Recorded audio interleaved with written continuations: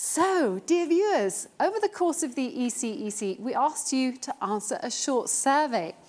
Now it's time to present the results of the state of compliance and what your compliance challenges are. So, I'm curious, Marcus. Now we'll see what the results were of the survey. I'm excited, yeah. The first question was, which of these topics is currently on your compliance agenda? So let's take a look at the results of the first question of our survey. They should be coming up now.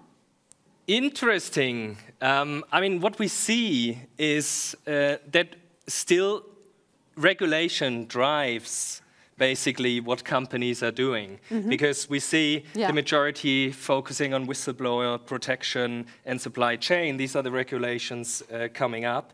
But it's also exciting to see that digitization has a big room here, second place. and many people voted for this.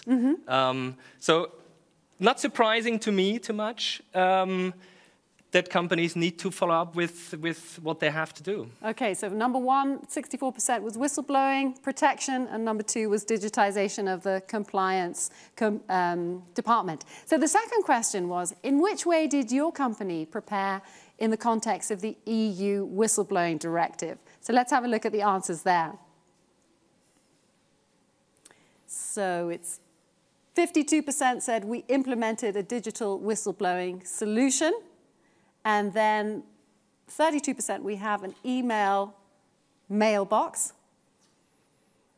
And then 15% we are using an external ombudsman service. 12% we're currently looking for a solution. 10% we're not affected by the regulation. Good for them. 5% we have not started yet. Are you surprised by any of those answers? That 10% were not affected? Yeah, maybe these were people in the audience really being smaller than the thresholds of companies who need to do something in regards to whistleblowing protection. I mean, everyone should do, but the law requires companies above 50 employees to do something. So maybe there were participants of smaller companies. Or there's a bit of education we still can do.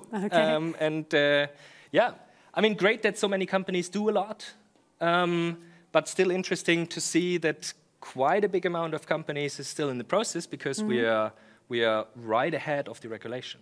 Okay, so I think the next question's already popped up on the screen. How well prepared is your organization to assess human rights and environmental risks in your supply chain? So let's take a look at the results there.